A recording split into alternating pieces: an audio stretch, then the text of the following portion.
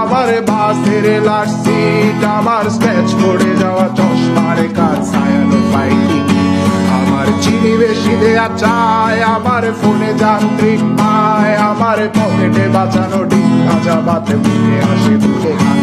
আমার মনোযোগী ক্লাসরুম, আমার মগজে নষ্ট ধুম, আমার বাইরে বুদ্ধ ভেতরে হিটলার লাশের মোড়কে ঘুম, আমার প্রেমে ডুবে থাকা নারী, আমার বুমেরাং হাজারি, আমার ফেলে আসা তাজা কাজলের চোখ